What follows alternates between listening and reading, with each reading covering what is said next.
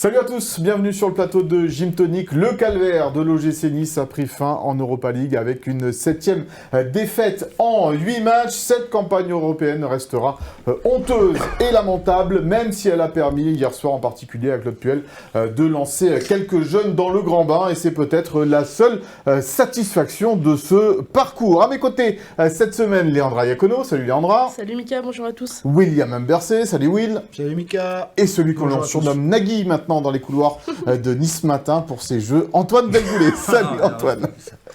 Je dis pas bonjour. Bah, il est fâché d'entrée. Allez, notre invité cette semaine est un dessinateur grand fan de l'OGC Nice. Vous pouvez admirer ses œuvres chaque semaine dans le journal L'Équipe. Nous avons le plaisir d'accueillir Faro. Salut Christophe. Salut, très heureux et honoré de venir parler du gym avec vous. Ah, c'est nous qui sommes honorés, bien sûr, de t'avoir sur ce plateau. Tu as sorti une BD que l'on présentera tout à l'heure sur Zinedine Zidane, après celle en particulier sur Kylian Mbappé. On parlera tout ça, de ton amour pour le football et pour l'OGC Nice un petit peu plus tard dans le tac au tac. Avant cela, on va revenir bien sûr sur ce match entre Ludogorets et l'OGC Nice. La classe biberon des Aiglons sera d'ailleurs dans notre focus. Et puis, nous projetterons rapidement sur la Ligue 1 avec la réception de Brest qui intervient après cette belle victoire à Nantes, 4-1 la semaine dernière. Le trio River, Cohen, Puel a-t-il déjà rempli sa mission? Est-ce mission déjà accomplie pour ce trio-là? Eh bien, ça sera ça la question du pour-contre cette semaine. Et puis en fin d'émission, Nagui, donc, Antoine, nous fera jouer avec un quiz spécial. On va pas dire le thème du quiz parce que sinon Léandra, elle va tricher comme chaque semaine. Donc, on a tué le thème du quiz cette semaine. Voilà, donc pour démarrer cette émission, on va évidemment parler de ce Ludogorets Nice, défaite 1-0 de l'OGC Nice. Un match qui n'a pas servi à grand-chose, Léandra. Oui, il était un peu long, un peu soporifique. On a vite compris pourquoi Claude Puel il avait laissé toute une partie de son groupe à Nice pour être un petit peu préservé. Parce que voilà, on a vu un stade à l'ancienne, une pelouse dégradée, conditions météo compliquées, un long déplacement aussi. Et puis comme tu l'as dit, Mika, les jeunes qui étaient en première ligne, donc ça a permis de découvrir Milan Brignon, Mouslim Youssouf, ce genre de joueurs qui ont vécu leur première minute en professionnel. Ils n'ont pas démérité, mais c'était quand même un petit match parce que cette équipe bulgare, après ce but-là, elle savait que ce but, il les qualifiait pour les barrages, donc elle n'a pas non plus trop appuyé. Et puis cette équipe de Nice, pas mal de déchets techniques quand même des deux côtés. C'était pas un match très agréable à regarder. Il y a eu quelques occasions pour revenir, mais au final, il n'y a pas énormément d'enseignements à tirer de cette rencontre. Ouais, c'était presque une purge, Will, ce match, parce que nous, on était obligés de le regarder, mais je plains ceux qui avaient envie de regarder ce match-là, parce que c'était très compliqué, quoi. J'ai dit à Léandra, je pensais pas cette année regarder un Astam Smack en U19 sur le stade Meharelli. C'était improbable, quoi, franchement. Content de ne pas avoir fait le déplacement. Oui.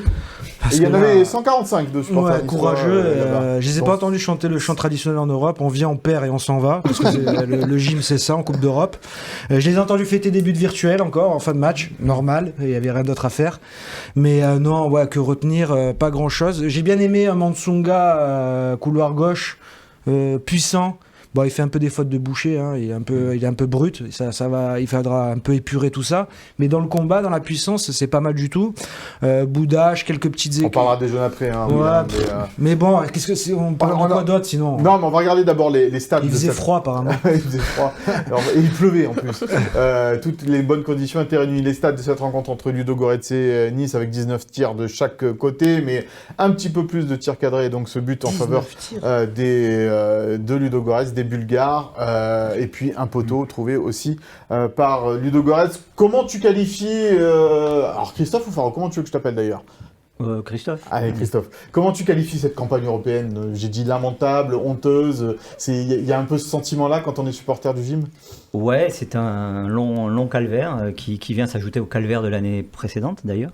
Donc malheureusement, c'est marrant. Hier, je regardais donc le match, comme je venais. Un des rares à regarder. Oui, il fallait le trouver en plus. Un obscur canal. Live 3. Ouais, donc j'ai regardé. D'ailleurs, je faisais le dessin de l'équipe de demain.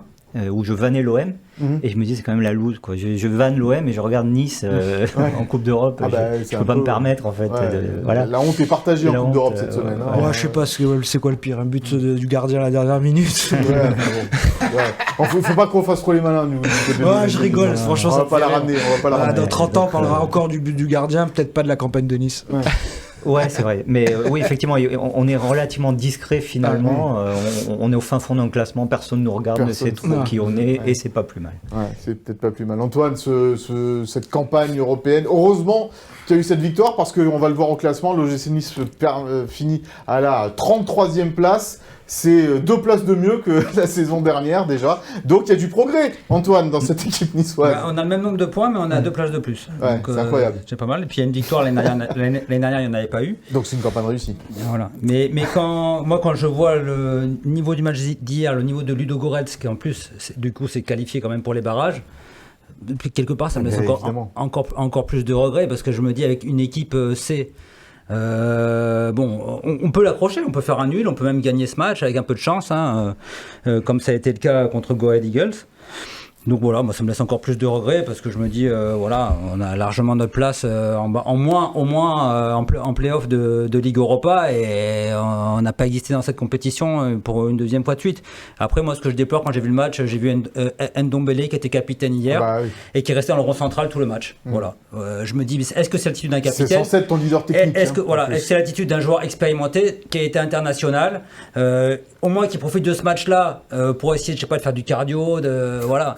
Mais là, rien. Ça demande beaucoup, je pense. Non, mais à un moment donné, je sais pas, moi.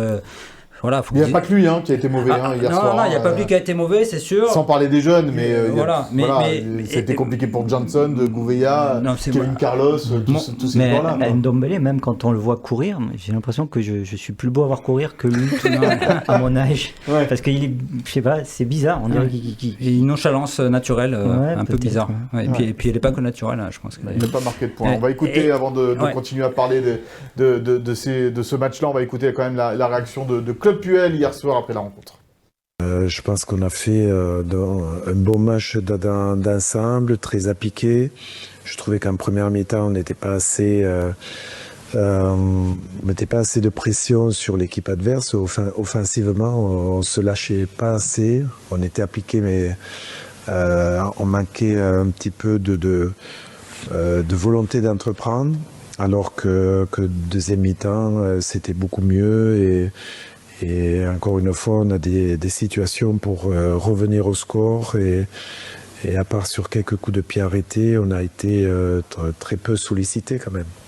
Voilà, Claude Puel qui a le même fournisseur d'habits qu'Antoine Delboulet, comme on peut le voir sur nos images. La classe, ça ne s'achète pas. Exactement, l'élégance, toujours l'élégance. Léandre, t'es pas tout à fait d'accord avec Claude Puel sur son analyse du match. Il a vu pas mal de bonnes choses, on les cherche. Nous. Après, moi j'étais envoyé spécial devant la télé et j'ai vu 2 Claude Puel différents. Il y a le Claude Puel qui est en plein match, et vraiment il les a pas lâchés pendant 90 minutes. On l'entendait. Et on le sentait quand même agacé. Franchement, il est même plus fort que d'habitude. Donc c'est normal qu'ils réagissent comme ça, et comme l'a dit William, oui, c'est une moyenne d'âge de 21 ou 22 ans. Donc forcément on peut être un petit peu indulgent, c'est clair. Mais après c'est sûr que lui il voulait voir une équipe qui allait de l'avant, et c'est vrai qu'on a vu des Aiglons quand même assez timorés. Et Antoine parlait d'Ndombele, mais c'est vrai qu'en fait tous les joueurs qu'on attendait qui devaient encadrer un petit peu cette jeunesse aurait dû faire mieux à mon sens. Oui, en particulier, Kevin Carlos qui ne s'est pas créé une seule occasion hier soir, qui reste un bide absolu, alors que il avait un peu essayé lors des matchs précédents, là ça a été néant. Johnson, le néant aussi. Il a une occasion. Il a une occasion, une frappe croisée. Ouais, enfin bon. C'est une demi-occasion quand même. Oui. Ouais. C'est assez hallucinant que ces joueurs-là, qui doivent prouver à un moment donné, Christophe, ne le font pas sur ce match-là. C'est sûr que voir ça, c'est un peu désespérant. On n'a pas toujours les explications. Moi, j'ai regardé un truc, justement. J'ai un peu révisé. J'ai regardé un des joueurs de Ludogorets, et j'ai regardé son parcours. Il est espagnol, donc du coup, ça a un peu attiré mon attention. C'est un joueur qui vient du fin fond des divisions espagnoles, quoi. Et il se retrouve à jouer des matchs de Coupe d'Europe. On prend des exemples de Niçois. Il y a des Niçois, Ndombele, tout ça, c'est des stars en quelque sorte par rapport à des gens comme ça. Et au final, ça fait pas la différence, quoi. C'est bizarre. On se retrouve avec une équipe qui qui joue pas au niveau où elle devrait jouer en fait. Nice ne joue pas au niveau où elle devrait être. Après, il y a un contexte qu'il faut pas oublier. C'est un dernier match qui compte pour rien du tout. Au fin fond de la Bulgarie, où tu t'es tapé l'avion, une heure et demie de bus. Non, mais tu sais, c'est humain aussi. En fait, tu as tous les cadres qui restent à Nice. Ceux qui y sont allés, ils y sont peut-être allés en reculant. Tu vois, moi je veux pas non plus jeter la pierre à ceux qui ont joué ce match-là sur un terrain catastrophique, dans un match sans enjeu, en Bulgarie, sans ambiance. Je leur trouve pas des circonstances atténuantes, mais en fait, moi j'ai envie de parler de Nantes. J'ai pas envie de parler du Ludogorets. On en parlera après de Nantes, mais encore sur le but inscrit par Ludogorets, ça vient encore une fois d'une perte de balle dans l'axe. Et tu te fais perforer dans l'axe encore une fois, avec le retour difficile d'Antoine Mendy après la Coupe d'Afrique des Nations. Antoine Mendy n'a pas été mauvais. C'est plus le milieu de terrain qui a été complètement noyé en fait. Everton, Koulibaly, ils n'ont pas été bons. Donc déjà que Tanguy, il était absent, on l'a dit, mais Everton, Koulibaly, ils n'ont pas été bons. Donc du coup, c'était un cafouillage incompréhensible et voilà, ça passe tête à tête, petit piqué, merci, au revoir. Ivan Diouf a fait un bon match quand même. Franchement, on a fait en prendre encore un ou deux. Il y a un poteau, il y a une super parade de Diouf, une horizontale. La satisfaction lui aussi après la. Franchement, oui, il a fait un vrai bon match. Lui, il fait un vrai bon match. Parce que tu nous concoctes, Leandra, dans la compo probable entre la concurrence entre Ivan Diouf et Maxime Dupé. On va parler des petits jeunes maintenant dans le Focus.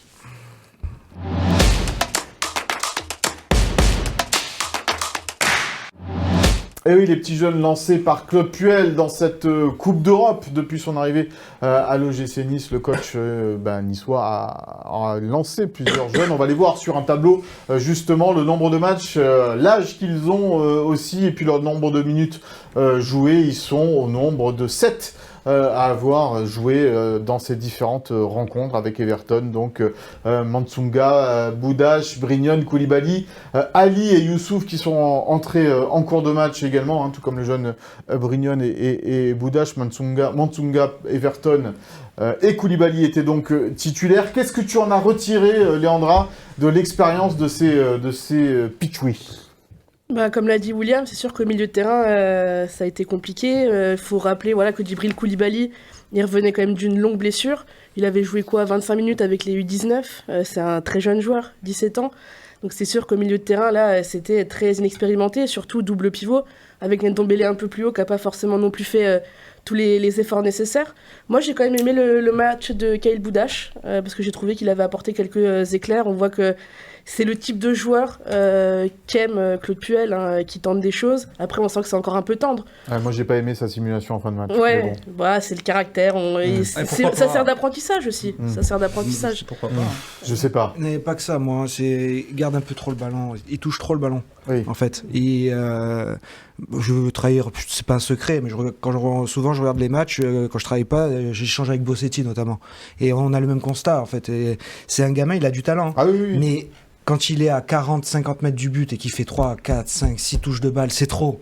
C'est trop. Il doit lâcher plus vite, il fait déjouer les autres. Après, quand il est dans les 20 derniers mètres, à un moment donné, il fait une bonne percussion, un centre dangereux. Oui, tu sens qu'il y a quelque chose quand même. Non, mais il a du talent. Par contre, il faut qu'il se cadre. Il un peu le jeu. Voilà, je pense que Puel aime bien, mais n'aime pas trop non plus les garçons comme ça. C'est un joueur qui lui avait beaucoup plu contre Go Ahead Eagles et il avait failli être titulaire contre Nantes.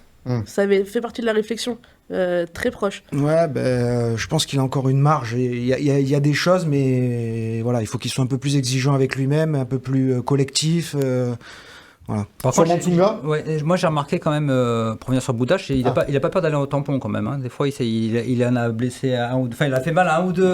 Maladroitement, plutôt. Oui, mais quand il y va en se retournant et qu'il met un tampon. Mais peut-être, mais tu vois que quand même physiquement. En tout cas, on parle beaucoup de lui, donc ça veut dire que c'est le joueur qui a peut-être qui s'est voilà. Il a pas peur d'aller au contact en tout cas. Mis en valeur. Parce que les techniciens généralement ils sont pas. Parce qu'il a un profil technique. C'est pour ça qu'on le voit. Et on a envie de rêver un peu, de se dire on a une petite pépite qui arrive. C'est pour ça qu'on est un peu aussi enthousiaste. Mais voilà, moi malheureusement j'ai toujours Buonanni dans la tête. Moi c'est ça le problème, c'est que Buonanni, moi j'en pensais monts et merveilles. J'ai vu que. Donc là t'es plus prudent. Malheureusement en fait, parce que Buonanni, je vraiment. T'as pas envie de t'enflammer sur un. Non, j'ai été trop déçu une fois, j'ai pas envie d'être le deux fois, j'ai envie plutôt d'être surpris positivement et qu'il me fasse mentir ce gamin et je serai le plus heureux. Christophe, les jeunes joueurs de l'OGC Nice, c'est vrai que quand on n'a plus de moyens, quand on n'a plus d'argent, quand on n'a plus d'idées, ou quand on rate son recrutement en partie, c'est bien d'avoir un petit réservoir, même si là, ils sont jeunes quand même. Hein, ils sont jeunes, peut-être qu'on va attendre un peu trop d'eux, justement, vu la situation où on est. Moi, j'aime assez, alors il fait pas tout bien, mais j'aime assez Everton quand même. Je trouve qu'il a une attitude, une gestuelle qui... Il est élégant, moi, il est élégant, il est tout en douceur, et j'aime beaucoup ça. Effectivement, il a fait des erreurs, mais ça, c'est normal, il va en faire d'autres. Lui, je l'aime beaucoup. Les autres, on les a peu vus, c'est difficile de juger. Mantsuga arrière gauche qui a plutôt été... Il a été physique, il s'est battu, il a pas eu peur, je crois qu'il prend de l'assurance. Et après, j'ai bien aimé la rentrée du petit Brignon aussi, une belle frappe, il a eu du culot. Au milieu de terrain, à un moment donné, il fait une belle action au milieu de terrain où il garde le ballon, il élimine 2-3 joueurs. Lui aussi, il est élégant. Puis bon, voilà. Puis après, ce qui est bien aussi, c'est d'essayer ces jeunes-là, c'est que c'est des vrais Niçois. Enfin, il y en a, c'est des vrais Niçois, d'autres ils sont arrivés mais qui sont du centre de formation. Et ça, moi, c'est quelque chose que j'aime bien, malgré tout pour l'identité, même si c'est des joueurs qui vont peut-être juste rentrer en fin de match quand tout le monde sera là. Mais voilà, ça peut faire plaisir à William. Non, mais ça crée une émulation aussi. Et puis voilà, même pour les supporters. Les supporters, tu peux t'identifier. Exactement. Merci. Mais c'est vrai que dans cette liste, il y a au moins 5 joueurs nés à Nice. C'est important de le souligner, c'est clair. Il y a Antoine Mendy. Non, Antoine Mendy est à Marseille. T'as raison. Il y a Brignon. Il y a Brignon, il y a Muslim Youssouf, il me semble. Brad Mantsinga. Everton aussi. Donc oui, c'est pas mal. C'est un petit réservoir pour l'instant. Bon, on va évidemment les suivre attentivement et Claude Puel fera certainement appel à eux une nouvelle fois d'ici la fin de cette saison. Il y a un match de Coupe de France contre Montpellier mercredi, même si la Coupe va devenir un objectif fatalement pour l'OGC Nice. Est-ce qu'il osera en lancer encore quelques-uns comme ça? Là, je pense qu'il a fait le tour. Il ne peut pas en lancer plus, a priori. Non, mais c'est vrai, ça a l'air compliqué dans le réservoir. Même Kefren Ali, il avait fait un seul entraînement avec les pros. Il revient d'une rupture des ligaments croisés la saison dernière et il a déjà joué. Donc oui, je pense qu'il est allé au bout là du réservoir. Mais j'ai hâte de voir Gabin Bernardo, parce que c'est autre chose. Il a joué un petit peu à Nantes, là il n'était pas qualifié et c'est dommage parce que c'était typiquement le match pour lui aussi. Après l'effectif s'étoffe aussi, donc les jeunes ils vont avoir moins en moins de place. Oui, parce qu'il y aura les retours des blessés évidemment, et on a vu à l'entraînement la semaine dernière les retours en particulier de Mohamed Abdelmonem et de Youssouf Ndaï Chimier. Ça, ce sont les deux bonnes nouvelles. Retour de l'entraînement collectif. Début de séance. Voilà, collectif peut-être un peu plus tard, sur des plus longues séances, mais on va peut-être pouvoir compter sur au mois de mars, par exemple. Mi-février. Mi-février, mois de mars, sur les séances à venir. Les premières minutes en mi-février. Sur eux, on ne peut plus compter depuis le 1er décembre, voire le 30 novembre, puisque après les événements de Lorient, Terem Moffi et Jérémy Boga se sont mis en arrêt maladie. Il y en a un qui va partir, William, on en a près sûr. Même au moment où on enregistre cette émission, c'est peut-être en train d'être signé définitivement, puisqu'il a passé sa visite médicale. C'est Terem Moffi. Il va retrouver Francesco Farioli et Pablo Rosario à Porto. Mais je comprends pas, il voulait pas y aller, il voulait arrêter, il voulait rien faire. C'est bizarre. Comme quoi, le football. Conciliation de la Ligue, elle se passe mal, du coup, tiens, j'ai envie de rejouer au football. Allez. Bon, enfin bref, il va bien rebondir parce que franchement, Farioli l'aime beaucoup, donc il trouve un coach qui va avoir confiance en lui. Un championnat où il a la place pour marquer des buts. Porto domine son championnat. La tête et des épaules. Et attention aux deuxième partie de saison de Farioli. L'OGC Nice va perdre un peu d'argent au final. Parce que 8 millions quand même. Mais pas obligatoire l'option plus. Non, mais est-ce qu'il valait plus actuellement? Non, mais le problème c'est que tu l'as acheté 30 quasiment. Voilà. Ouais, mais tu l'as acheté à une époque et aujourd'hui il en vaut une autre. Il y a eu des croisés au milieu, il y a eu plein de choses au milieu, même au niveau du comportement. C'est pas une super promo qu'il fait de lui-même.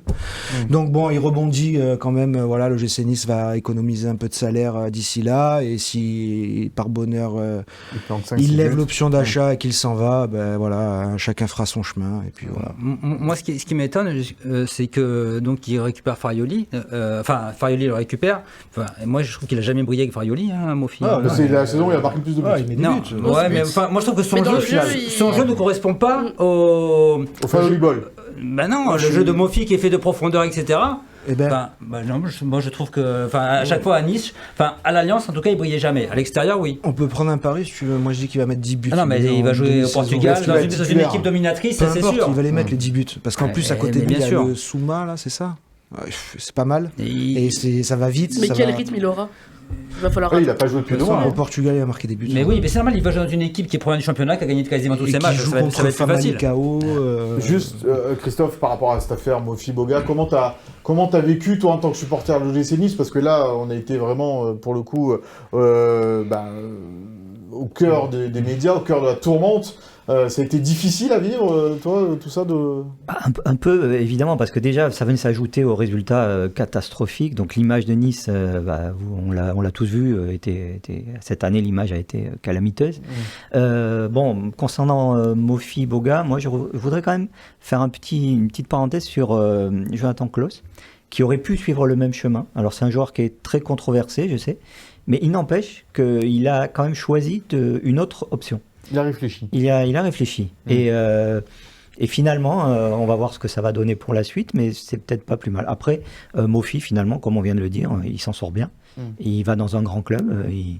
Donc, peut-être que lui, du coup, il pense qu'il a fait aussi le bon choix. Je sais pas. Mais et Boga, on verra où il va, du coup. Et Bogard, dans tout ça, où est-ce qu'il va aller? Parce qu'il reste 3-4 jours de mercato. Est-ce qu'il va suivre le chemin de son compère? C'est sûr que l'étau va se resserrer à un moment donné. Là, a priori, il n'y a pas énormément de contact entre les représentants de Boga et le club. Je pense que les représentants travaillent un petit peu de leur côté, et s'ils trouvent quelque chose qui les intéresse, forcément, ils seront un petit peu en position de force pour négocier. Italie, Russie. Il y a des clubs. Donc, c'est un dossier qui pourrait se décanter, oui, dans les prochains jours. Et pas forcément à la clôture du mercato français, parce qu'il y a d'autres pays qui vont terminer. Il y a un jour de plus pour la Turquie, un je peu crois. plus tard. Puis Tic est parti et Attaque va suivre. Tic et tac. C'est ça, comment tu dis? Ouais.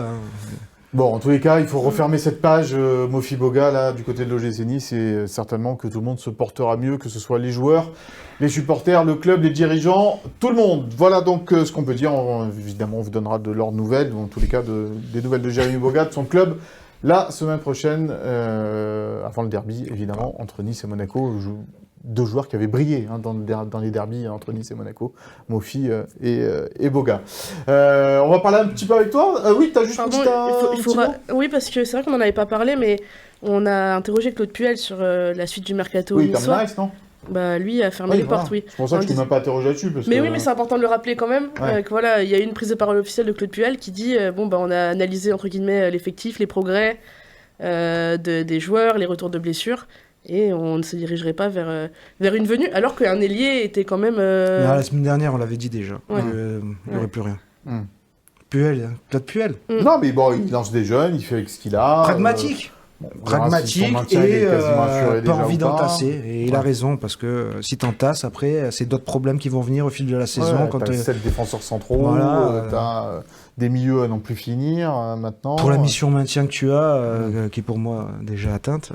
attention, Claude il aime pas ça. Je sais qu'il aime pas ça, mais... Et puis ce sera un des arguments de ton pour contre, donc garde-le. Pour tout à l'heure. On passe au tac avec Faro.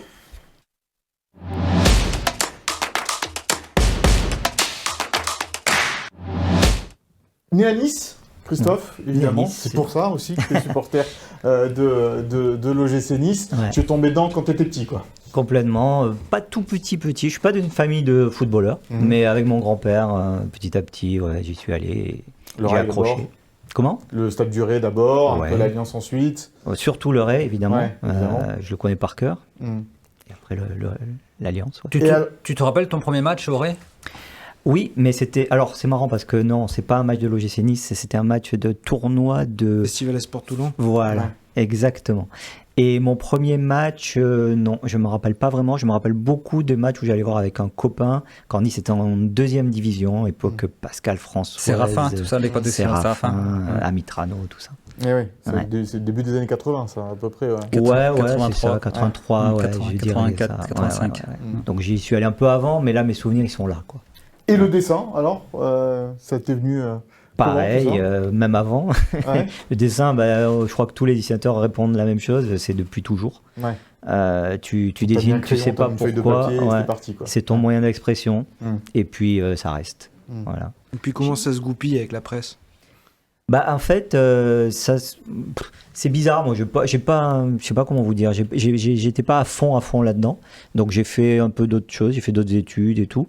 Et puis, plus tard, ça m'a rattrapé. J'ai commencé à envoyer des dessins à des journaux, à des sites internet. C'était les débuts d'Internet. Et ça a accroché, bizarrement, très bien et très vite.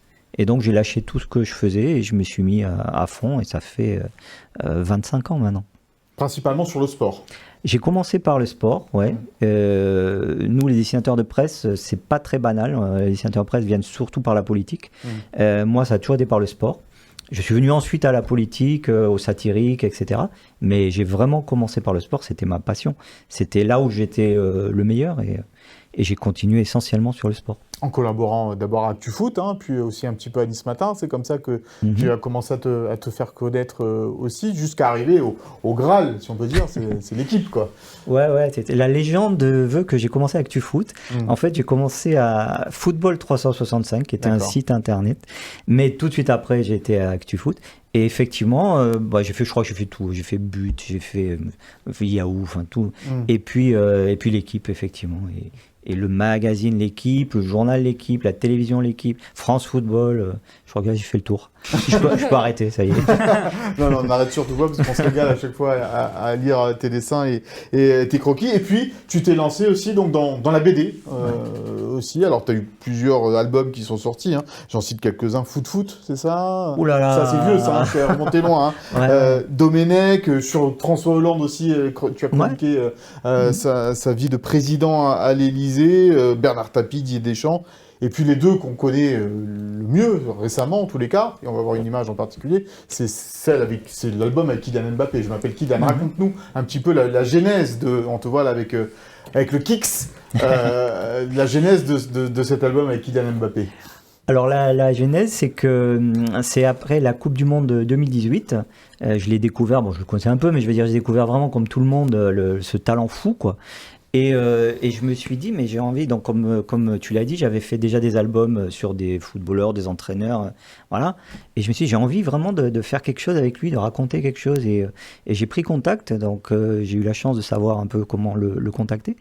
Et c'est ça qui est fou, parce que c'est vrai que souvent, on me pose la question, je réponds, et en fait, l'histoire est dingue, parce que quand je suis allé les voir, ils m'ont dit, oui, mais on voudrait raconter Kylian, et on avait vraiment pensé à vous pour ça. C'est vrai, et c'est ça, et c'est vrai, et c'est incroyable. C'est-à-dire que je suis allé pour les contacter pour un projet, et ils me disent, on veut faire ce projet, et on avait pensé le faire avec vous.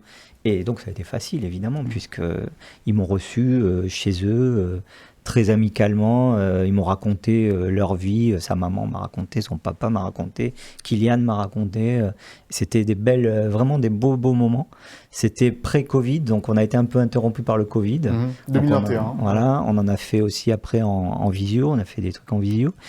Et cet album est sorti, on en était très heureux tous. Un beau succès. Très beau succès, un succès énorme. Mais tout ce qui touche Kylian, tout ce qui touche Kylian. Et voilà, très heureux d'avoir fait ça et du résultat aussi. C'est facile de travailler avec Kylian Ouais. Alors aujourd'hui, c'est peut-être un peu plus compliqué, je sais pas. Mais à l'époque, c'était super facile parce qu'il était déjà méga star, mais c'était une toute petite équipe autour de lui.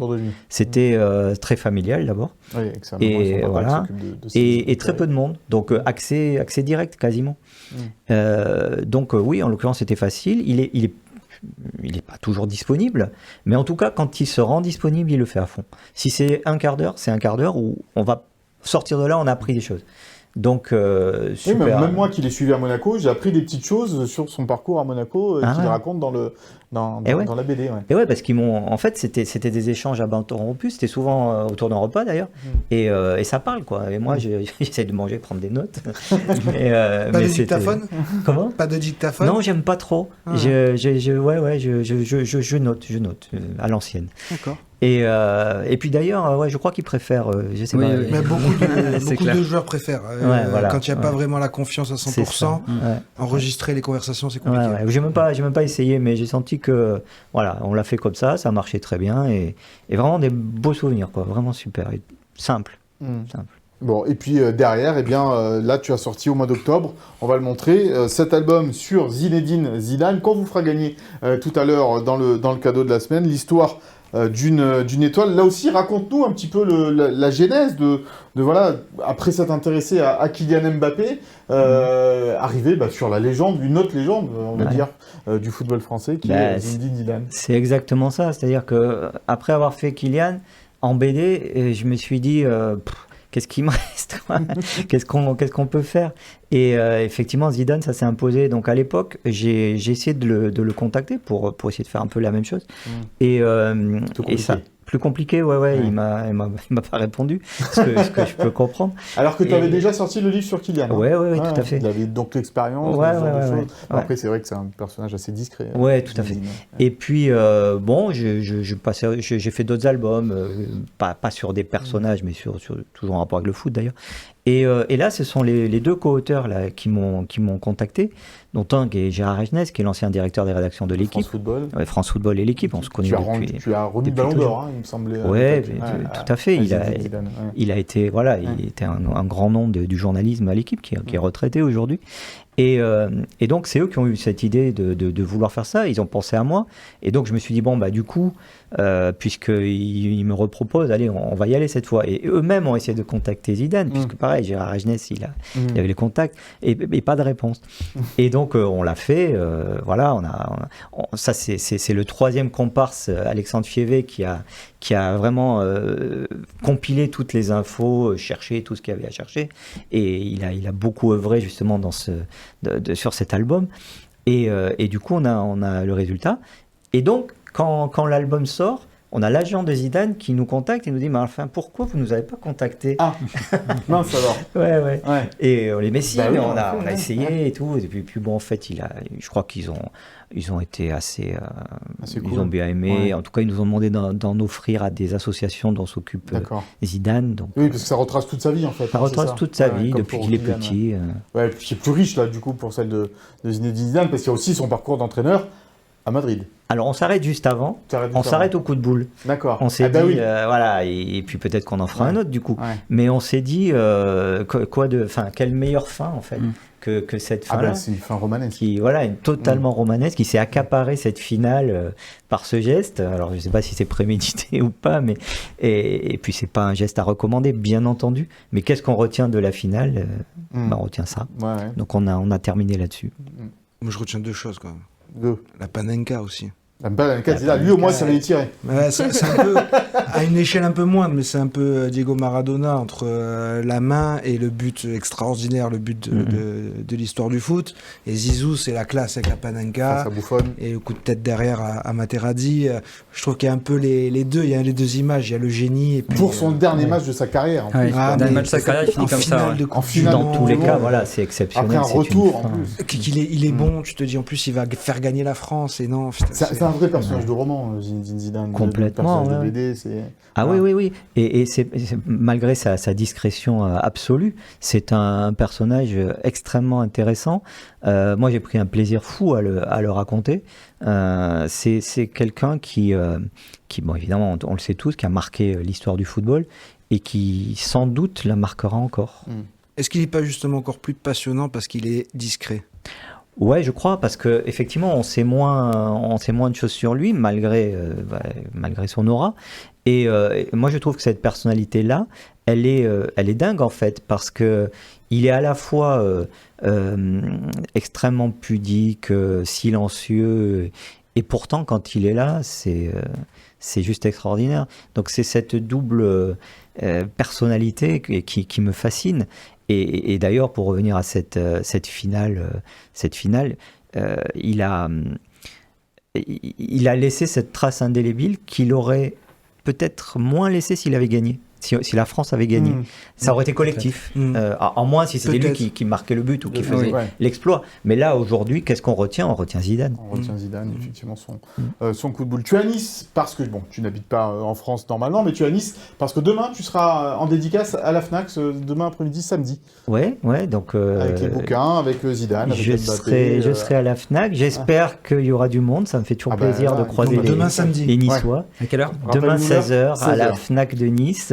Et venez nombreux, je serai très heureux de vous voir et de parler parler de l'OGC Nice, c'est possible. Ouais, est-ce que tu leur montreras le plus beau dessin certainement que tu as fait de ta carrière et qu'on va voir ici, c'est l'équipe de Gym Tonic croqué par Faro. C'est super sympa de nous avoir fait ce petit dessin-là. À quand la BD sur Gym Tonic avec les envolées lyriques de William, les colères de William Sur cette saison, il y a une belle BD à faire sur cette saison de l'OGC Nice. Il y aurait des choses à raconter. Une BD sur l'OGC Nice d'ailleurs. Pourquoi pas ? Pourquoi pas, on ne sait jamais. J'aurais adoré, j'ai failli faire ça pour les 100 ans du club, il y a 20 ans, avec Maurice Cohen à l'époque, qui est de retour du coup. Ouais, bah, tu peux lui redemander, je vais peut-être lui redemander si Maurice, si tu nous écoutes. Je pense que la saison à raconter peut être sympa en BD.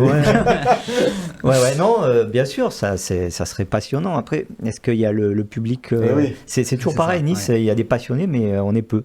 C'est ça.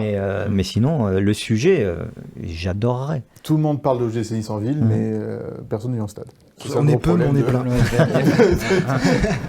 Nice. Et personne ne regarde Gym Tonic, si quand même, heureusement. Si, quand même. Ah oui, quand même, ça va. Merci et on les remercie, évidemment, nos fidèles téléspectateurs. On va parler justement de l'OGC Nice et de cette réception de Brest dimanche après-midi, 17h15, du côté de l'Alliance Riviera. Puisque tu voulais souligner la performance à Nantes, on va en parler maintenant de cette performance à Nantes, William, avec cette victoire 4-1. C'était le meilleur match de la saison quasiment de l'OGC Nice. Il n'y a pas de quasiment, hein. Tu peux l'enlever le quasiment. C'était vraiment le meilleur match, surtout la première mi-temps en fait. La première mi-temps, elle était juste parfaite, si ce n'est ce petit dernier but que tu encaisses juste avant la pause. J'ai jamais vu l'OGC Nice aussi efficace devant le but. Tout l'inverse de Toulouse la semaine d'avant. Complètement. Et puis des joueurs qui confirment qu'ils sont sur un nouvel élan. Je pense notamment à Mohamed Ali Chaud quand il est comme ça. Inarrêtable. Inarrêtable, parce qu'il est, comme le dit Claude Puel, virevoltant. Et puis donc, quand il est virevoltant et précis et efficace, c'est un tueur. Et puis surtout, Eli Wahi, parce que... Il n'a pas marqué, mais il a fait un gros premier but, je fais un petit coucou à Maz qui m'a dit ça et il a raison. Si c'est Kevin Carlos, il n'y a pas but. Parce que l'appel que fait Eli Wahi libère tout le champ à Ali Chaud, la bonne passe de Klos qui le voit, le bon appel dans l'axe, et ça fait tout en fait. Donc c'est un appel de balle, des fois c'est des choses, le football c'est ça aussi, c'est une course, on dirait il touche pas le ballon et pourtant il est décisif. Et Wahi, tout ce qu'il a fait en deuxième mi-temps aussi, il pousse, aller chercher les occasions avec des gros défenseurs sur le dos à chaque fois physiquement. Non, franchement, une belle prestation, milieu de terrain, Van Noot.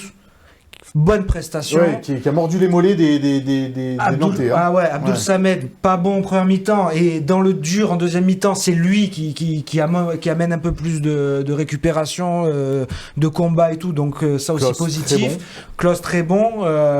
Franchement, Non mais arrête. Non mais franchement, il est capable de faire des bons matchs. Mais hier, il a été nul encore une fois. Donc, Hier, il a été nul. Je sais pas où. Il n'a pas été nul. Mais il n'a pas été nul. Il n'a pas été nul hier. Il n'a pas été nul. Et Nantes, il est bon. Nantes, il est bon. Mais trop irrégulier pour moi. Non, mais irrégulier, 19 ans, peut-être beaucoup plus. Mais voilà, non, franchement, il y avait des très bonnes choses. Dupé, très bon. Il fait un bel arrêt en deuxième mi-temps qui se sauve le 3-2. Et si tu prends ce but-là à ce moment-là, je suis d'accord avec Antoine. Moi, je suis finalement plus rassuré. Mais après, il pèse pas assez sur les centres, je trouve. Moi, je suis plus rassuré avec Evan Diouf. Ah ouais. Ouais, la sortie au pied à un moment de Diouf hier soir, quand il sort et qu'il propre. Oui, mais bon, il y avait un Diouf, rappelle-toi en début de saison, il nous faisait peur. Hein. Je le trouve sur une bonne C'était un débat qu'on a eu il y a quelques semaines, effectivement, entre Dupé et Diouf. On verra comment Claude Puel va trancher. Elle a fait du bien, cette victoire à Nantes, Christophe, parce que c'est vrai qu'il était extrêmement important, ce match-là. Extrêmement important, le match de la saison en fait. Il y en a qui croient maintenant qu'on est sauvé. Je sais pas. je suis plutôt optimiste moi aussi. Mais effectivement, celui-là, il fallait gagner parce que sinon, on était mal. Effectivement, en même temps, avec Puel, moi, je sais pas. Alors, tout n'a pas été bien avec Puel les années où il était chez nous. Mais dès qu'il est arrivé, moi, je me suis dit en tout cas... ça va le faire, quoi. Et on dirait qu'on va vers ça. C'est une garantie. Oui. Il est une garantie. Complètement. Donc ce match à Nantes, le tournant pour moi.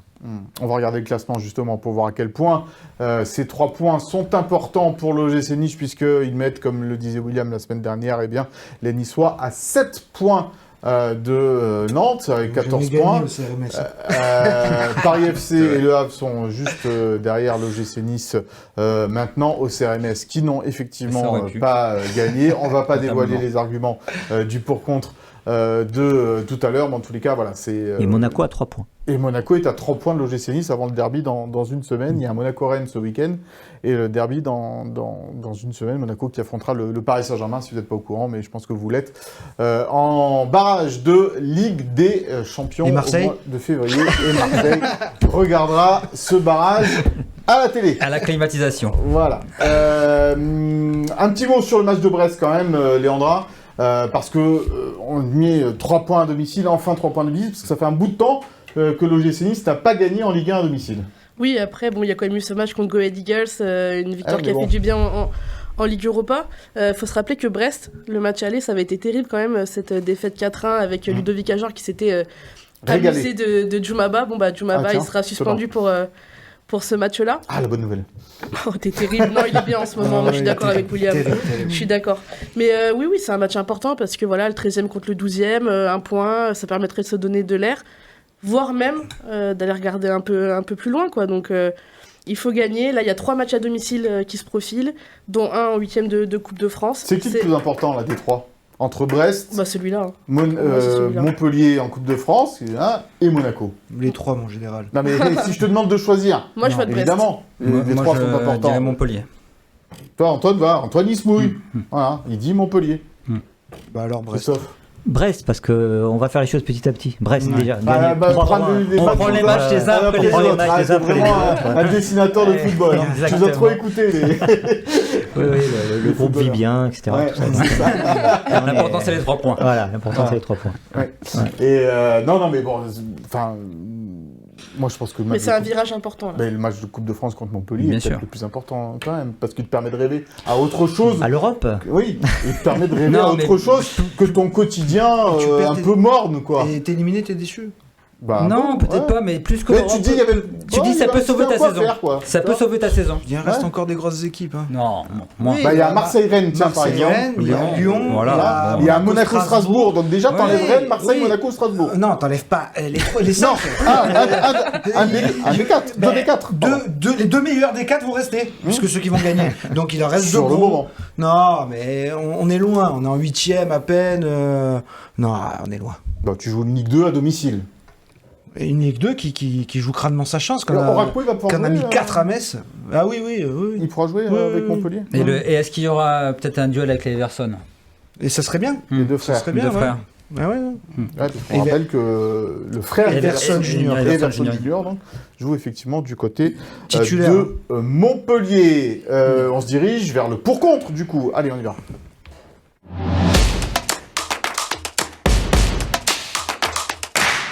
Le pour-contre avec cette question, Jean-Pierre River, Maurice Cohen, Claude Puel, est-ce qu'ils ont déjà accompli leur mission, puisqu'on se fie un peu à ce que nous avait dit William la semaine dernière, donc dans la foulée certainement de son argumentaire, mais qui n'inclut pas uniquement le maintien, puisque sinon j'aurais mis que Claude Puel dans la question, là j'inclus les 2 présidents également. Est-ce qu'ils ont déjà rempli leur mission ? Alors, ça dépend ce que leur donner comme mission. Moi, juste, ce que je regarde, c'est que au moment avant qu'ils arrivent, l'état du club, et je regarde aujourd'hui l'état du club, il y a beaucoup de choses qui ont changé. Alors, mission accomplie ou pas, je pense que c'est peut-être prémédité de le dire, et on ne sait pas ce que c'était concrètement les missions. Mais quand je vois que l'OGC Nice est, pour moi, à 99% assuré son maintien, un coach qui a lancé quelques jeunes, qui donne une image positive de ce club, qui le fait gagner en championnat avec la manière, qui redonne de l'élan à des bons joueurs, qui attire Eli Wahi, Tout ça déjà, c'est la balance positive pour lui. Et en ce qui concerne Jean-Pierre River et Maurice Cohen aussi, parce qu'on se souvient de toute la communication que pouvait faire Fabrice Bouquet, plus rien ne passait. Tout ce qu'il disait était mal perçu par les supporters. Et il y avait le boycott. Ils sont revenus, Maurice Cohen et Jean-Pierre River. Hop, comme par magie, les supporters sont revenus. Il y a un nouvel élan. Contre Brest, il va avoir la Populaire Sud en tribune, avec de l'élan positif. Et donc, franchement, pour moi, oui. Laura. Et pour moi, je trouve ça très prématuré et voire même dangereux de le penser si tôt dans la saison. Parce que voilà, rien que de parler que du maintien, bon, on a posé la question un peu à Claude Puel cette semaine, il a failli s'étouffer, quoi. Parce que lui, il dit 7 points du barragiste, c'est rien. Nice est 12e avec 21 points.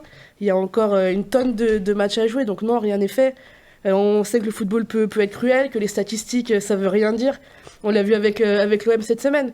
Donc ça, c'est le premier point. On sent que sur le terrain, il y a du mieux, mais c'est quand même encore fragile. Le match contre Toulouse l'a rappelé de façon assez dure, quoi. Avec les supporters, ça va mieux. Mais là aussi, est-ce que cette relation, elle est reconsolidée à 100% ? J'en suis pas persuadée. Il suffit de 2-3 défaites. On connaît le microcosme niçois. Ça peut aller très très haut, mais ça peut partir très très bas très rapidement aussi. Et puis on parle des deux présidents. J'entends, ils ont fait énormément de bonnes choses. Il y a un environnement, en tout cas, il y a une atmosphère beaucoup plus sereine au sein du club. Mais moi, je les attends sur aussi d'autres choses. Et je les attends sur tous les challenges qui vont arriver. Parce qu'il faut aussi penser à cet été. Il faut se rappeler qu'ils sont arrivés pour une mission de 6 mois, que c'est un club en transition. Et voilà, il y a ce qui se passe aujourd'hui sur le terrain, mais c'est ce qui va se passer après qui va être important. Comment va se gérer cette transition, qui va arriver ou pas, est-ce qu'ils vont rester. Donc moi, c'est sur tout ça que je les attends. Ou le maintien, oui, mais après, il y aura énormément de défis. Christophe, mission accomplie déjà pour ce trio-là, ou comme le dit Landra, c'est encore beaucoup trop tôt pour juger? Je vais être un peu entre les deux en fait. Je dirais pas mission accomplie parce que mathématiquement, voilà.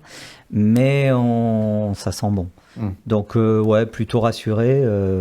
Après, à se poser la question de ce que va devenir Nice par rapport à. C'est pour ça que je pense à River, mais ce que va devenir Nice par rapport à Ineos, quoi. Parce que bon, qu'on se sauve et puis qu'on sache un peu ce qui va se passer parce que c'est le flou total. Enfin, moi, en tout cas, je crois que c'est le flou total et c'est très important quand même. Parce qu'ils s'en foutent de nous, quoi. A priori, on pourrait repartir, si le club n'était pas vendu, avec ce trio-là, pourquoi pas, dès la saison prochaine. Tu penses pas, toi? Non, impossible. Déjà, pourquoi? Jean-Pierre River, Jean-Pierre River, mis à part peut-être. Tu peux l'enlever de l'équation, c'est sûr. Et puis, mais Claude Puel, par exemple, parce que là, pour le coup, c'est le sportif qui est le plus intéressant. Est-ce qu'il pourrait aller au-delà de son contrat de 6 mois? Moi, je pense pas. Moi, je pense pas. Là, je dis je pense pas. Oui, c'est pas une information. Pour quelle raison tu penses pas? Parce que c'est une mission qu'il a acceptée là sur 6 mois à un salaire complètement dérisoire. Donc il a cette mission en tête, il va la remplir. Après, négocie, et oui, mais c'est pas non plus le projet dans le sens du club. Il y a un projet encore. On parlait de la Coupe de France. Il y a des choses. Imagine, il te ramène la Coupe de France. Tu lui dis merci, au revoir pour tout. Mais non, mais j'en sais rien, parce que là, tu es en train de faire du football fiction. Ton avis. On est en 8e, on va gagner la Coupe de France. C'est loin, c'est loin. Autant le maintien s'assurer. Non, parce que c'est pas des statistiques, c'est des faits historiques, c'est pas pareil. Mais franchement, non. C'est pas la tendance désirée par même le trio. En fait, Maurice Cohen et même Jean-Pierre River, ils reviennent parce que c'était obligatoire pour le bien du club, mais c'est pas leur ambition de rester sur plusieurs mois, années à l'OGC Nice. Et ils sont en train d'œuvrer aussi pour que des choses bougent en coulisses. Et pour que des repreneurs, effectivement, rachètent le club à Ineos. Antoine, tu vas nous donner ton point de vue. Mission déjà accomplie, pas accomplie, qui t'a convaincu? Pour moi, je suis plus du côté de Leandra. L'opération séduction, elle a bien débuté. Il y a de bonnes bases, mais elle est vraiment pas du tout terminée. Il faut consolider tout ça, notamment au niveau du supporter. Voilà, donc qui peuvent changer rapidement, comme on a pu le voir aussi d'état d'esprit. Pareil, et puis au niveau sportif, tout ça, c'est à confirmer, à consolider. Pour moi, le maintien n'est pas du tout acquis, même si William a sûrement raison et que Nice va probablement se maintenir, mais pour moi, à 100%, tu n'es pas maintenu. Tant que tu n'as pas acquis les points nécessaires pour le maintien, pour moi, je n'y croirais qu'à ce moment-là. Par contre, je veux juste tempérer un argument qu'ils ont tous les deux sur les supporters. Attention, les supporters, ils n'ont pas craqué pour les résultats. Ça n'a rien à voir. Il y a aussi il y a la question surtout de l'attitude. C'était ça, surtout le point le plus criant. Oui, mais est-ce que l'attitude va être confirmée? Elle n'a rien à voir, l'attitude. Oui, Non, actuellement, mais est-ce que tu vas... Avec Claude Puel. Et on va voir si l'attitude continue. Oui, on verra. Non, mais ils attendaient aussi des garanties sur certains dossiers, notamment Mofi, Boga, comment ça allait gérer. Mais ça n'a rien à voir avec. C'est plutôt bien géré d'ailleurs de la part de Maurice Cohen et de Jean-Pierre River. Ils n'ont pas cédé aux injonctions des agents de Boga et de Mofi pour trouver une conciliation pour laisser partir libre. Encore eux, t'as raison, mais bon, il fallait quand même peut-être monter au front. Et derrière, ils sont en train de leur trouver une porte de sortie aux deux joueurs. Donc, les absents ont toujours tort. Mais moi, je me souviens juste que le dernier geste de Fabrice Boca avant de partir, c'est la prolongation en catimini de Jonathan Klaus. Voilà. Est-ce que c'était une bonne idée? J'en sais rien. Si c'est Jonathan Klaus qu'on a vu contre Nantes en d'accord, particulier, ok, mais est-ce que c'était le bon idée. signal? Un joueur qui décide de bouder, qui veut partir et tout, tu le prolonges comme ça en catimini. Donc qu'est-ce qu'il aurait fait face à Boga et Mofi qui boudaient et qui voulaient partir et rompre leur contrat? Peut-être qu'il aurait rompu leur contrat. Après, il y a là, c'est du football fiction. Oui, puis il y a d'autres cas. Je fais comme toi, je parle de finale, je parle de... Il y a d'autres cas qu'il faudra aussi analyser. Par exemple, Boudaoui. Là, on sait qu'il boude un petit peu aussi, qu'il a envie de partir. Comment ça va être géré aussi? C'est simple, il n'y a pas d'offre. Tout à fait. Tu peux pas vendre quelqu'un s'il n'y a pas d'offre. Donc là, il va continuer de bouder cette semaine. On va en parler, dans la compo probable avec Léandra du cas Boudaoui. On y va.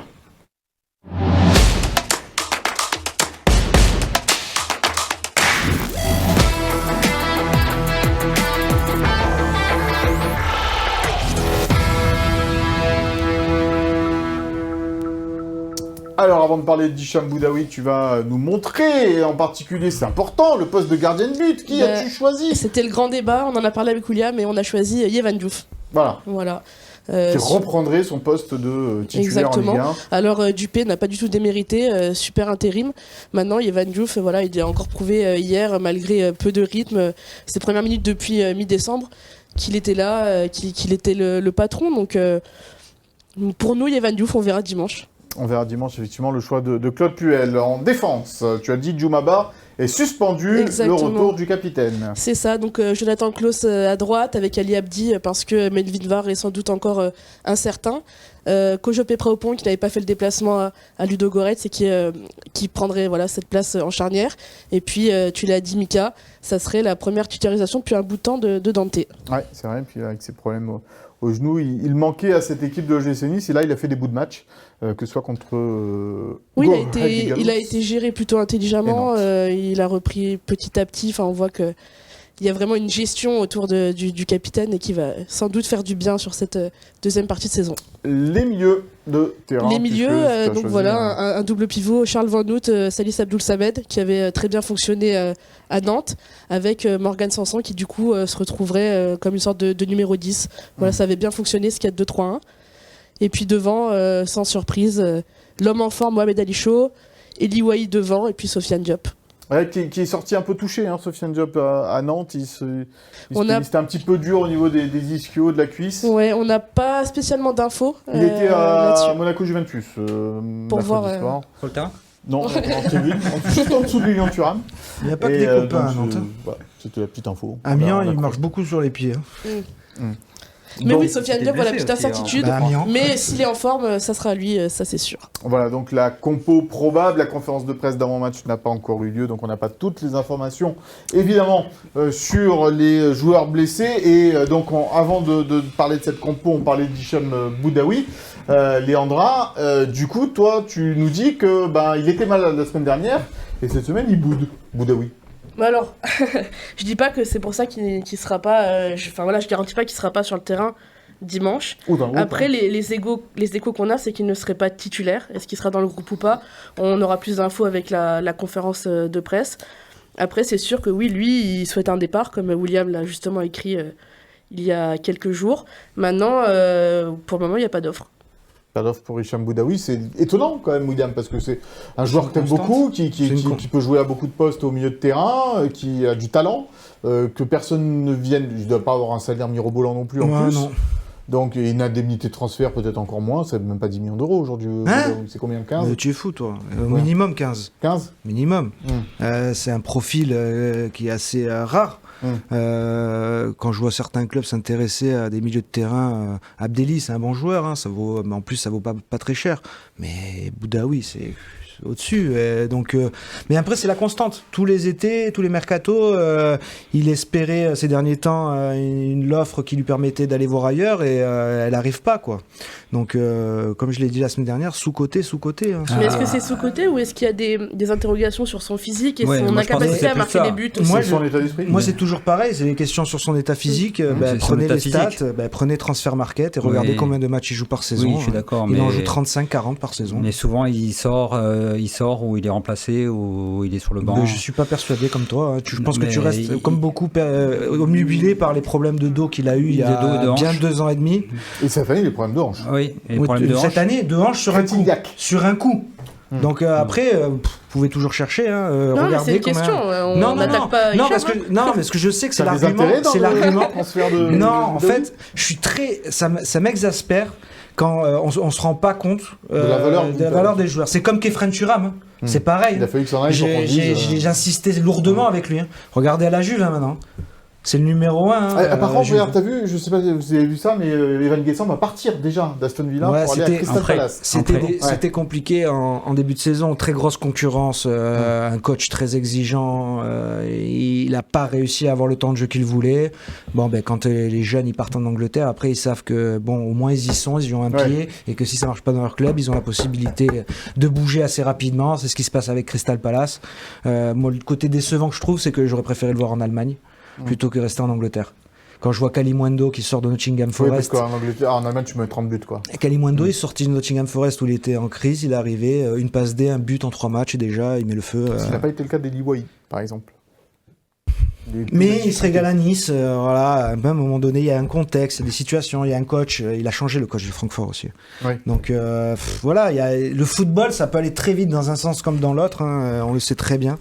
Et voilà. Donc au-delà du cas Boudaoui, est-ce qu'il y aurait d'autres départs et de Boga, bien sûr. Est-ce qu'il y aurait d'autres départs peut-être à venir dans cette équipe niçoise d'ici la fin du mercato? Est-ce que vous voyez d'autres noms qui pourraient quitter le club? Louchet nous disait oui. On avait parlé de Louchet pendant longtemps, mais a priori, lui, il refuse tout départ.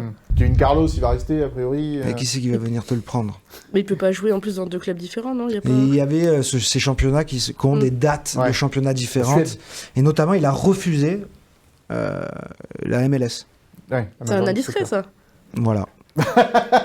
Tiens, tu commettes le bandeau, le truc non, c'est pas la peine. On fait une indiscrète surprise. Une indiscrète surprise, donc il a refusé la MLS. Il y avait un club intéressé, il n'a pas voulu y aller. C'est dommage, parce que c'est un bon championnat. Je pense que c'est dommage pour lui, parce que franchement, et surtout pour nous. Bah oui, non, franchement... Il va faire jouer un jeune que non, hier c'était devenu gênant. Ah bah, voilà. Au bout de 80 minutes, on n'a rien contre l'homme, mais le joueur... Non, mais là c'était gênant. Voilà, quand tu vois que Troubin est meilleur de la tête que Kevin Carlos, franchement... Ouais, il a marqué plus de buts de la tête. Peut-être qu'il faut essayer Kevin Carlos au cage. Peut-être qu'il est meilleur que Troubin au cage. Bon, allez, on en parlait tout à l'heure. On va vous faire gagner l'album sur Zinedine Zidane dans le cadeau de la semaine. On y va.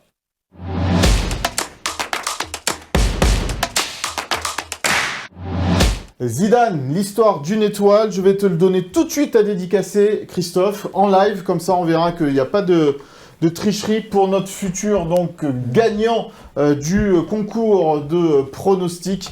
Et pour cela, il faut pronostiquer la victoire. J'allais déjà dire la victoire de l'OGC Nice. C'est un lapsus révélateur. Tu vois, t'as changé de. J'y pense trop fort. Non, il faut pronostiquer le résultat du match entre l'OGC Nice et Brest, donc dimanche 17h15, avec le nom des buteurs s'il y en a, et le petit hashtag Gymtonic sur les réseaux sociaux pour qu'on puisse vous retrouver. Et donc l'album Zidane dédicacé par Christophe, par Faro. Mais j'ai pas le nom alors du coup. Non, ça sera la surprise pour lui, mais tu peux mettre un petit dessin, un petit avec plaisir. Aux supporters de l'OGC Nice et surtout aux téléspectateurs de Gymtonic, puisque vous êtes nombreux, comme j'étais un peu mauvaise langue tout à l'heure, vous êtes évidemment nombreux à nous suivre chaque semaine et on vous en remercie. Donc voilà, Faro qui est en train de dédicacer ce petit livre. On vous montrera évidemment la dédicace tout à l'heure. On va jouer, oui, Oui, Antoine on félicite celui qui a trouvé La semaine dernière, le 4-1, il était tout seul. Le 4-1 de Nice-Brest. Hein. Voilà. Alexis, Donc, Alexis, il a gagné 2 places. ouais, de qui est Nice-Nantes, qui est le fils de Gérard qui nous regarde Voilà. régulièrement. Ça, c'est voilà, on est content de faire gagner aussi. Et on est plus fiers quand on Des gagne places. pour un 4-1 pour Nantes, Ouais. pour Nice, pardon, Ouais. qu'un 5-1 pour Marseille la dernière fois. Là, on a moins aimé donner le maillot. Eh oui, mais quand on avait quelqu'un qui avait trouvé effectivement 5-1 pour Marseille. le résultat de 5-1 pour l'Olympique de Marseille, c'était le maillot de la BSN. Perso, Le maillot collector. perso, je l'aurais Et pas bon, donné. mais quand on fait un jeu, il faut aller jusqu'au bout. Exactement. Bravo. Il y a des gagnants, on donne le cadeau et sans aucun problème. Et avec grand plaisir même. On va jouer avec Antoine. Nagui, on y va.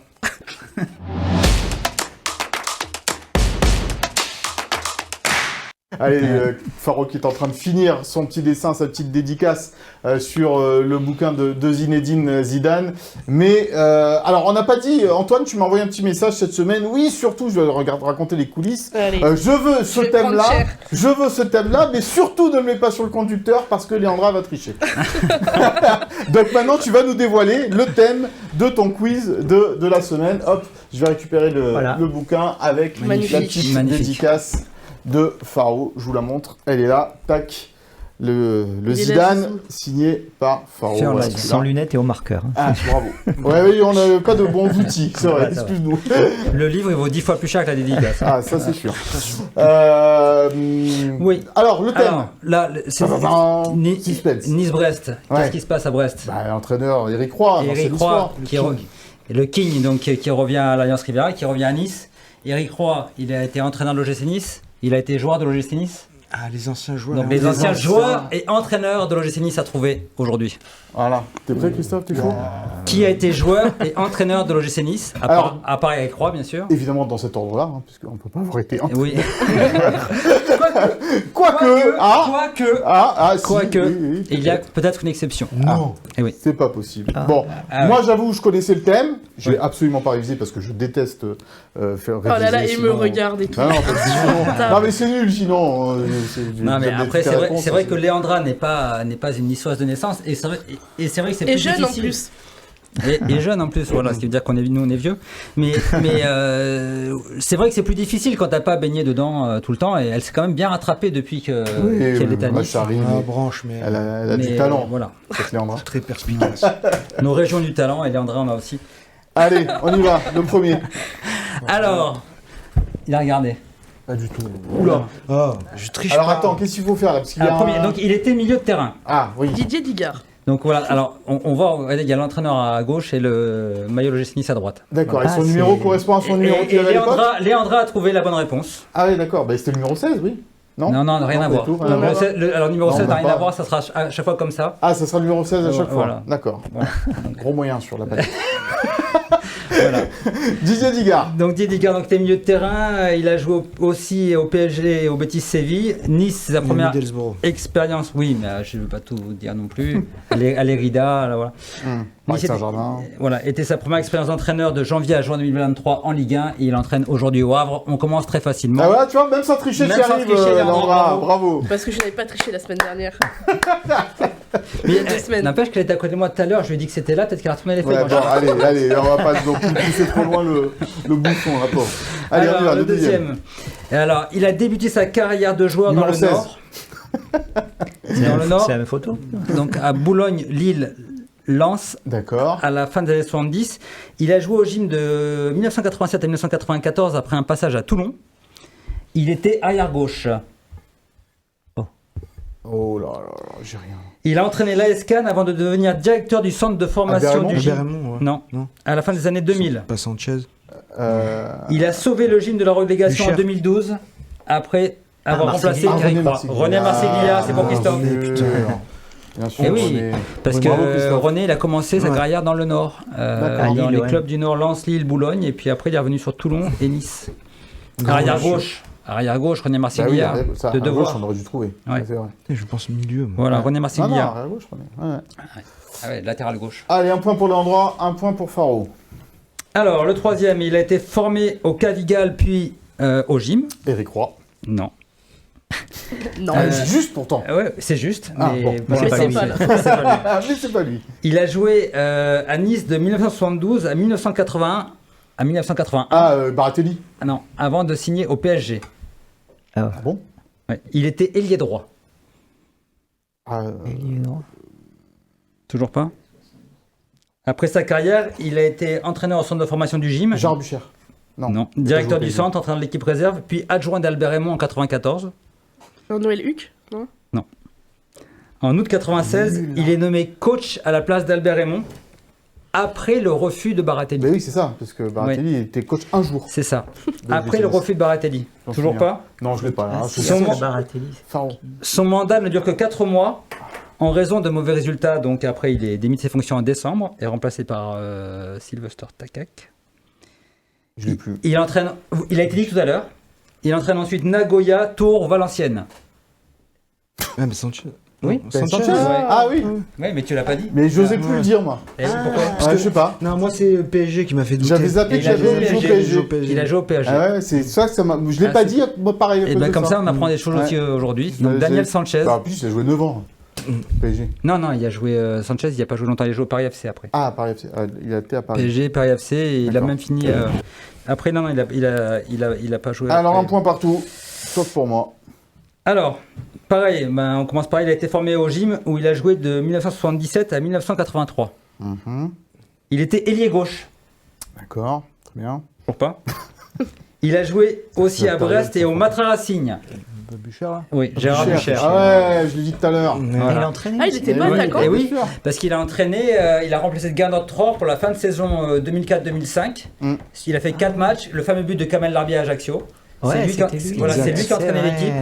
ouais. Et il a remplacé Gernot Rohr pour la fin de saison. Il a gagné deux victoires de nul et Nice s'est sauvé. Mais il a- Exact. Et après, il est reparti entraîner la réserve.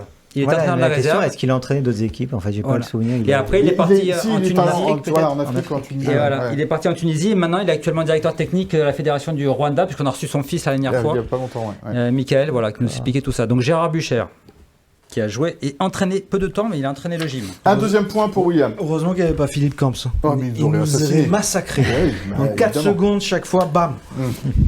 Alors le cinquième, il a joué 7 ans au gym de 1971 à 1978, donc la belle période qu'aimait bien Philippe Camps, effectivement. Mhm. Biekovic. Comment tu as dit? Non, Bieko. Kovic, Il était milieu de terrain offensif. Jean-Noël Luc. Jean-Noël Luc, bravo Mika. Donc évidemment. international français, Auré, il débordait côté gauche au son de la trompette de Charlie, le fameux supporter. Et il était d'origine alsacienne. Et il a entraîné le gym entre janvier 91 et octobre 92, entre la D1 et la D2, après avoir été l'adjoint et avoir remplacé Jean Fernandez. Très bien. Le dernier. Le sixième, il y en a 7. Ah, il y en a 7, pardon. L'avant-dernier. Alors, il était une idole à l'OGC Biekovic. Nice. Ah, Biekovic, bah, voilà, oui, voilà. ça, Biekovic, c'était facile. Il est Biekovic, arrivé à un moment donné. Ouais. c'est- c'est ça. Merci Christophe. De rien. C'est cadeau. Passe D. Il a marqué 85 buts en 143 matchs. Il a entraîné le gym de 87 à 89. 89, 2 ans. Coupe de France. Demi-finale de Coupe de France contre eux. Sochaux. Sochaux. J'avais 4 Bravo. ans. je me rappelle. Oui, mais bon, l'histoire du Avec gym, but tu de peux, tu as lu des Madar. livres peut-être un petit peu. J'étais pas né. Et il a fait venir qui notamment comme international yougoslave? Marco Isner. Elsner. Et Djelmas. Et Miloš Miloš Djelmas. Djelmas. Ouais. Parfait, c'est l'époque de Christophe. Ah là, bah et- Djelmas, ouais, ça c'était quelque Ouais, chose. Djelmas, c'est. Ouais. Un artiste. Ouais. Et puis Ah un ouais. sacré monsieur. Voilà. Et Nenad Biekovic qui était qui a fait 2 ans correct au gym en tant qu'entraîneur, mais qui a laissé de meilleurs souvenirs en tant qu'avant Il central. n'a pas été le joueur du 20e siècle de l'OGC Nice, Nenad Biekovic, un truc comme Mais ça. il est dans le 11 de Il légende. est dans le lance de l'exemple, ça, légende, c'est ouais. sûr. Mais le joueur, Mais- je sais pas. Il faudrait T'es sûr vérifier. T'es sûr qu'il il y a eu une élection Il de y, a- ça il y a- il y a eu le but du 20e siècle, Tony Kurbos, Tony Kurbos, mais évidemment. je est-ce sais qu'il y a pas eu s'il y avait eu le 20e siècle joueur. Je pense Non, pas qu'il y a eu non, l'élection du Ah, mais il joueur. faudrait le faire. Pourquoi Bon, pas on est un peu loin du 20e siècle. Hein, maintenant. Alors le dernier pour la route, bah, évidemment il y en avait plus que ça, mais qu'on a choisi aujourd'hui. Donc alors il a débuté Oula. sa carrière à Ah, Angers. mais oui, je sais. Allez, C'est Jean-Marc Guillou. bravo, Bravo. Angers, ouais. Eh ben oui. bravo Christophe. Entraîneur-joueur. Et voilà. Alors justement, c'était un peu l'exception tout à l'heure. Donc il est milieu offensif, il était international français. Il a ensuite fait le bonheur du gym de 75-79. Et il a entraîné le gym pendant 91 jours en remplacement de Vlatko Markovic à l'âge de 30 ans, alors qu'il était encore joueur. Donc de novembre 76 à janvier 77. Et si Philippe Camps était là, il nous dirait que Katanowski ne s'entendait pas du tout avec lui. Il voulait se taper dessus. Et finalement, pour arrêter un petit peu tout ça, je crois que c'est Léon Rossi qui est revenu, je ne sais plus qui c'est qui est revenu à la place. Et il a arrêté de coacher et il est redevenu joueur. Voilà, pendant un an. C'est une rareté sur le football, je pense. C'est très rare. Et donc, ça va arriver avec Dante, là, peut-être, un de ces quatre. Ouais. Non, il ne pourra pas rejouer derrière. On ne sait jamais. À part en fauteuil roulant. Et il avait repris sa place de joueur après. L'entraîneur lui avait succédé. Et puis il avait donc joué en plus encore une saison ou deux. Il n'était pas si vieux. Non, il avait 30 ans. Ouais, voilà. Donc il avait fait entraîneur-joueur à 30 ans pendant 3 mois. Et Philippe Camps, vous raconterez l'histoire, ça mérite un souviens-toi complet. Pour raconter Mais il est obligé de cette venir la semaine histoire. prochaine pour en parler. Et puis Katanowski qui a failli, ils ont failli revenir aux mains. Philippe, tu es demandé, Philippe. Donc Jean-Marc Il y Guillaume. en a d'autres, j'imagine. Oui, qui a ensuite été un grand découvreur de talent sur le continent africain et en Côte d'Ivoire notamment, Jean-Marc Guillaume. L'école. Et oui, il y en a eu d'autres. Il y a eu Pancho Gonzalez, évidemment. Moi, j'ai pensé à Pancho. Je pensais que tu allais mettre Pancho. Oui, mais comme je l'en avais parlé la dernière fois avec l'ancien de Nantes, je ne l'ai pas remis. Marcel Domingo, Léon Rossi, Coxure, Ferry, Jean Luciano. Et Luis Carniglia, et puis même avant, dans les années 50, il y en a eu d'autres aussi. Voilà, il y en a eu d'autres, mais donc je sens qu'il est un peu plus récent. Bravo, bravo Nagui pour un super. Jean-Luc Reichmann, Nagui. Oui, c'est bien. Ouais, c'est bien. Un autre, non, après.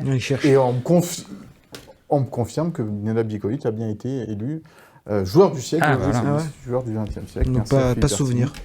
Pour m'avoir soufflé ça dans l'oreillette.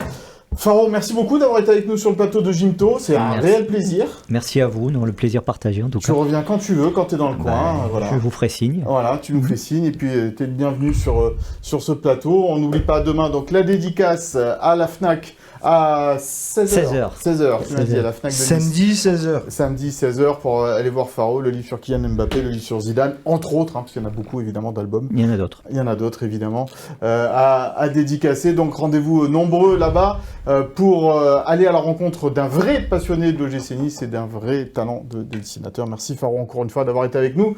Léandra, William et Antoine, je t'ai pas Nagui cette fois. Merci à vous. Michael. À la réalisation cette semaine, Sophie Dancé, Philippe Bertini, Nicolas Lecoucheret de Curcy. Merci à eux, merci à vous tous et à vous tous de nous avoir suivis. On se retrouve donc la semaine prochaine avant le derby face à Monaco, avec peut-être, on l'espère, un quart de finale de Coupe de France pour l'OGC Nice s'il y a victoire face à Montpellier. D'ici là, portez-vous bien, passez une bonne fin de semaine et à la semaine prochaine. Bye bye.